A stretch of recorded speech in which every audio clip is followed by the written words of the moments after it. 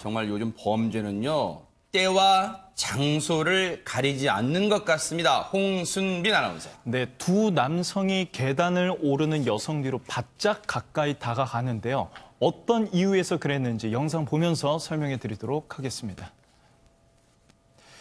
네, 한 남성이요, 지금 계단을 오르는 여성 뒤로 가까이 다가갑니다. 그러자 또 다른 남성이요, 여성의 가방을 향해서 손을 쭉 뻗는데요.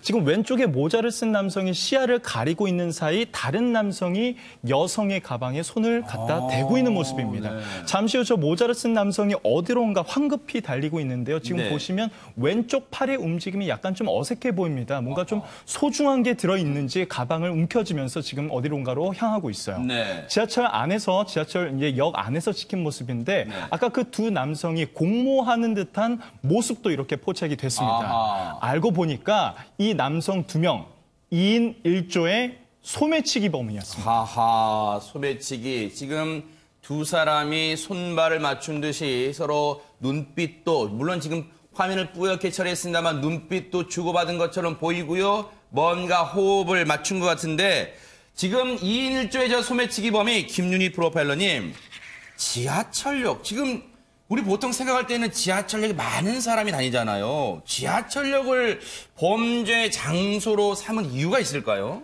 지하철역이기 때문입니다. 아, 그래요? 사람들이 많이 이동하고요. 근데 서로에게 관심을 갖지 않는 곳이 바로 지하철역입니다. 그렇기 때문에 범행하기 유익하고요. 네. 또 이들 형제가 이들 사람들이 2인 1조가 손이 잘 맞을 수밖에 없습니다. 바로 형제이기 때문에. 형제예요.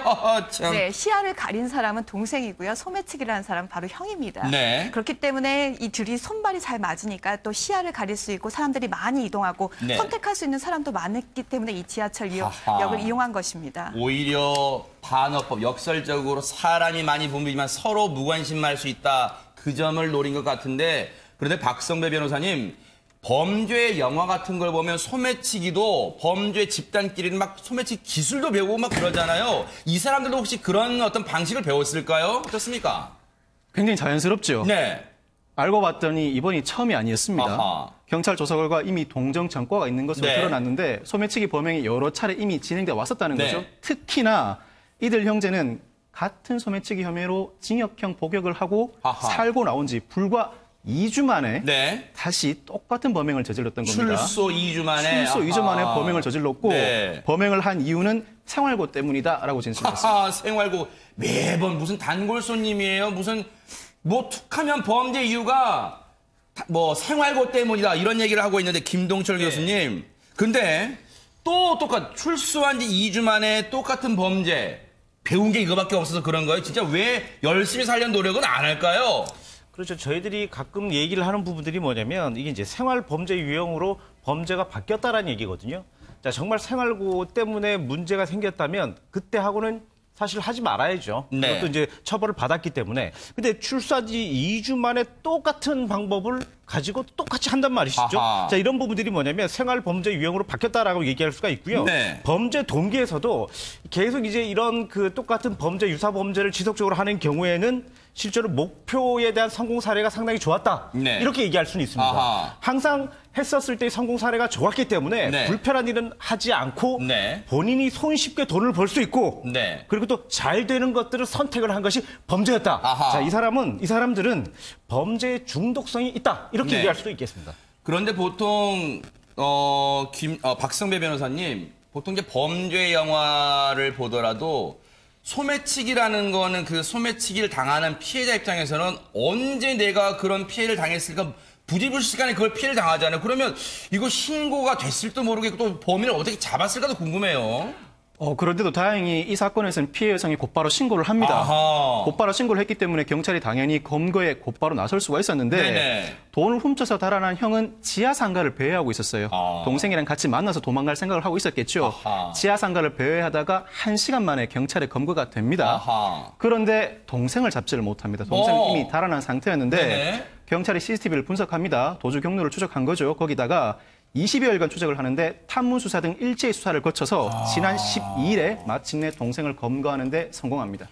혹시 김윤희 프로파일러님, 범행 이후 앞서 CCTV에 찍혔던 그 여성이 피해를 당한 이후 1시간 만에 형이란 사람은 그 주변에서 배회하다 잡혔어요. 동생은 20일 만에 잡혔지만 배회하고 있었던 것은 접선일까요? 아니면 또 다른 범행 대상 물색일까요? 어떻게 좀 해석을 해야 될까요? 또 다른 범행이 아마 물색이었을 겁니다. 아하. 네. 그렇기 때문에 아마 형은 거기서 잡혔을 거고요. 동생은 아마 2인 1조로 움직이다 보니까 형이 검거된 것을 알았을 거예요. 그러다 보니까 아마 도망을 갔을 텐데요. 네. 보통 이런 경우 그 형한테 물어보거든요. 어디 갈 만한 배회 장소라든지. 네. 아마 그런데 그것을 피해서 아마 동생이 돌아다녔을 것 같고요. 20일 네. 만에 붙잡혔다라는 건 굉장히 애를 먹인 거거든요. 아하, 네. 그래서 아마 경찰들도 많은 노력을 했던 결과인 것 같습니다. 네.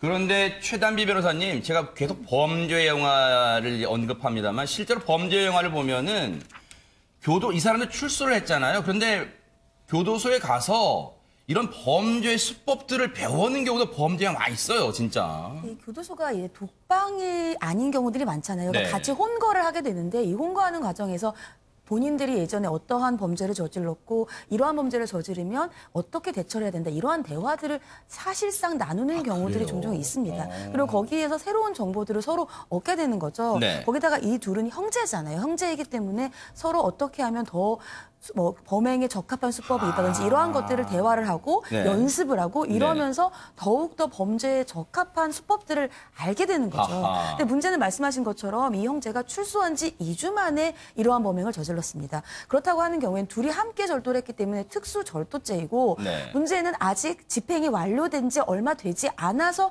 또 동종의 범죄를 저질렀기 때문에 누범 기간이에요. 누범 기간이라고 한다면 최대 2배 이상의 형을 받게 되기 때문에 이번에 이제 구속영장이 지금 신청이 된 상태이거든요. 네. 이번에 죄를 받게 된다고 한다면 가중된 처벌이 불가피해 보입니다. 네. 그러니까요, 이 김윤희 프로파일러님도 앞서 말씀하셨습니다마는 오히려 이 사람이 많으면 내가 설마 여기서 범행의 피해를 당하겠어? 범죄 피해를 당하겠어? 설마는 방심하는 마음도 아마 소매치기 범들이 노린 게 아닌가 이런 생각도 해봅니다. 글쎄요, 이거 개인이 단단히 조심하는 수밖에 없다 이런 말씀 드리는 제가 또 송구할 뿐입니다.